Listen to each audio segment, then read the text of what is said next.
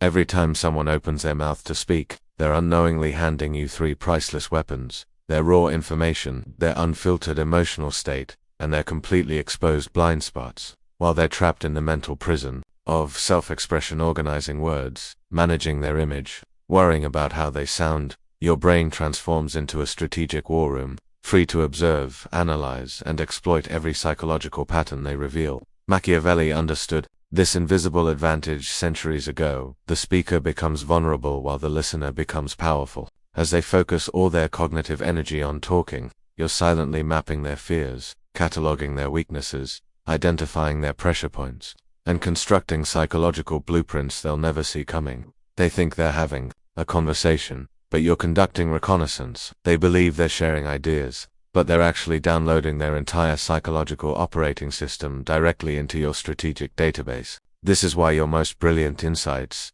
your most devastating comebacks, your most elegant solutions always emerge when someone else is doing the talking, because their words become the raw material for your mental superiority. While they're performing, you're preparing. While they're explaining, you're exploiting. While they're revealing, you're strategizing. The moment someone starts talking to you, they've just given you the keys to their psychological kingdom, and they don't even know the invasion has begun. When Machiavelli observed the political courts of Renaissance Italy, he noticed something remarkable. The most influential advisors were rarely the most talkative ones. They were the ones who had mastered the art of strategic listening, not passive hearing, but active psychological warfare disguised as polite attention. The human brain operates under severe cognitive limitations when speaking. Language production requires massive neural resources constructing sentences, selecting vocabulary, managing pronunciation, monitoring social feedback, and maintaining coherent thought flow. This cognitive overhead creates what neuroscientists call processing debt. The speaker becomes temporarily less capable of higher-order thinking because their mental bandwidth is consumed by the mechanics of communication, but the listener faces no such constraints. While the speaker struggles with linguistic production, the listener's mind operates in pure strategic mode. They can simultaneously process incoming information, cross-reference it with existing knowledge, identify logical inconsistencies, detect emotional patterns, and construct response strategies. It's an unfair cognitive advantage that most people never recognize, let alone exploit. Machiavelli understood this asymmetry instinctively. He realized that the person controlling the conversation wasn't necessarily the one doing the was the one doing the thinking.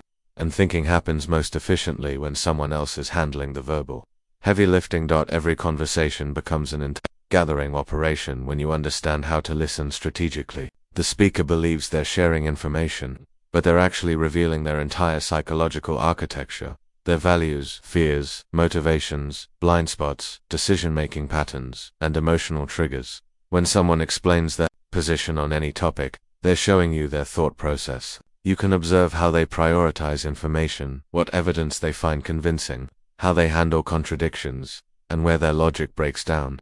This data becomes invaluable for predicting their future behavior and identifying points of leverage.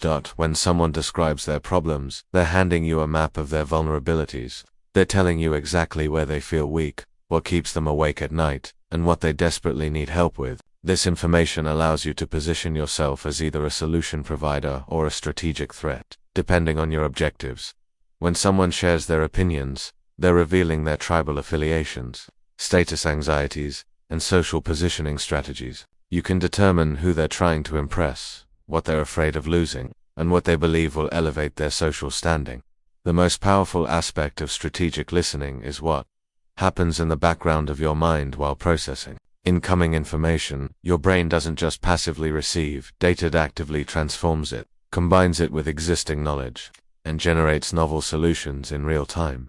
This phenomenon occurs because listening creates optimal conditions for creative insight. When you're not focused on generating output, your mind can engage in what psychologists call divergent thinking, the ability to generate multiple solutions to a problem simultaneously. The speaker's words become prompts that trigger cascading associations in your mental network. Think of your brain as having two processing channels, foreground and background. When you're speaking, both channels are occupied with output generation. But when listening, the foreground processes incoming information while the background operates as a creative engine, making connections and generating insights that would be impossible during active speech production. This is why your best comebacks occur minutes after an argument ends, why perfect solutions appear during meetings where you barely spoke, and why breakthrough ideas emerge while someone else is presenting. Your mind was free to operate at maximum creative capacity because it wasn't burdened with the cognitive overhead of communication. Machiavelli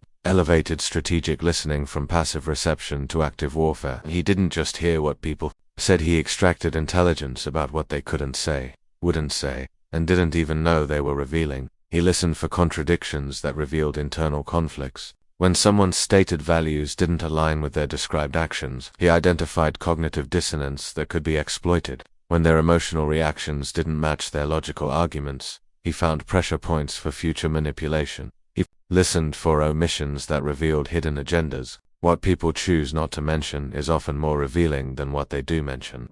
The topics they avoid, the questions they deflect, the subjects that make them uncomfortable, these gaps in their narrative provided crucial intelligence about their true motivations and secret vulnerabilities.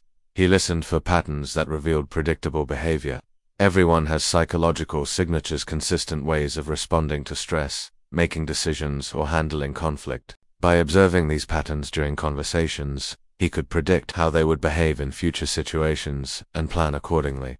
The most sophisticated listeners understand that silence is not empty space, it's psychological pressure that forces others to fill the void with increasingly revealing information. When you master strategic silence, people will talk themselves into exposing everything you need to know about them. Most people are terrified of conversational gaps. They interpret silence as judgment, discomfort, or social failure. To escape this perceived pressure, they volunteer additional information, elaborate on previous statements, or reveal details they never intended to share. Your silence becomes their compulsion to overshare. This principle works because humans are wired to seek social validation and avoid rejection. When faced with an unresponsive listener, speakers assume they haven't been compelling enough and escalate their efforts to capture attention. They become more dramatic, more personal, more revealing, exactly what strategic listeners want. The key is maintaining engaged body language while withholding verbal validation.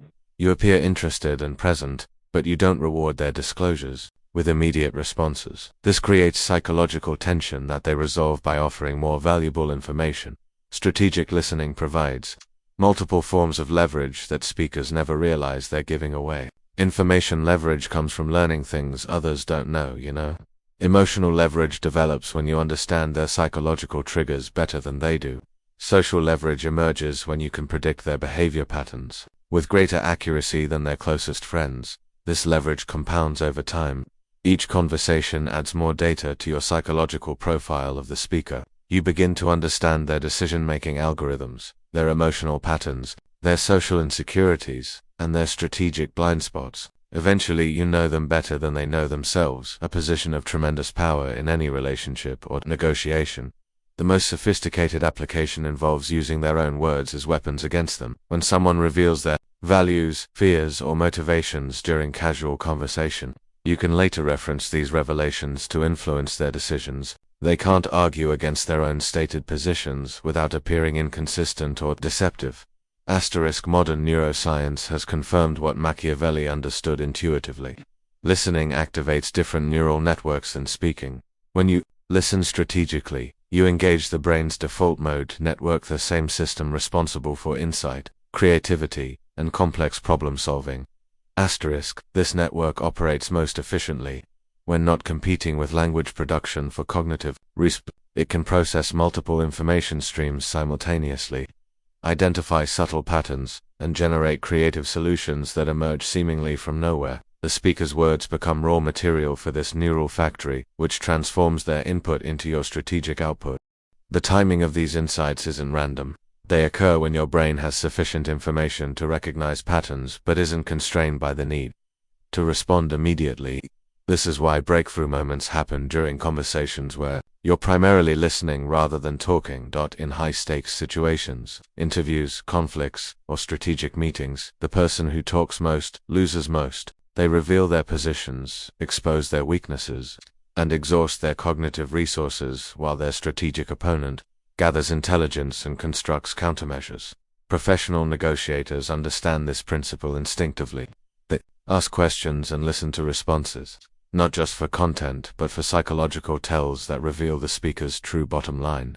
Hidden constraints and emotional pressure points. Every word the opponent speaks provides additional ammunition for the listener's strategic arsenal. The same principle applies to social and professional relationships. The person who listens strategically gains disproportionate influence because they understand others better than others understand them. They can predict reactions, anticipate objections, and craft appeals that resonate with each person's specific psychological profile, transforming from passive listener to strategic intelligence gatherer requires deliberate practice and systematic approach. Begin by focusing entirely on extraction rather than impression management. Your goal isn't to appear smart or contribute valuable insights, it's to understand the speaker's psychological landscape completely. Listen for emotional patterns. Beneath logical arguments, people make decisions emotionally and justify them logically. By identifying the emotional drivers behind someone's positions, you gain access to their true decision-making criteria. Monitor contradictions between stated values and revealed preferences. These gaps indicate internal conflicts that can be influenced or exploited depending on your objectives. Track their language patterns, metaphors, and reference points. These reveal their worldview, their cultural programming, and the conceptual frameworks they use to interpret reality. The ultimate mastery comes when you can predict what someone will say before they say it. At this level, conversations become psychological chess games where you're always several moves ahead, because you understand your opponent's mental algorithms better than they do. Remember Machiavelli's core insight: power belongs to those who understand others better than others. Understand them, and understanding comes not from speaking your truth, but from listening to theirs. Your best ideas come when someone else is talking because their words provide the raw material for your strategic mind to construct something far more powerful than either of you could generate alone. The question isn't whether you should listen more and talk less. The question is whether you're ready to transform every conversation into a strategic advantage.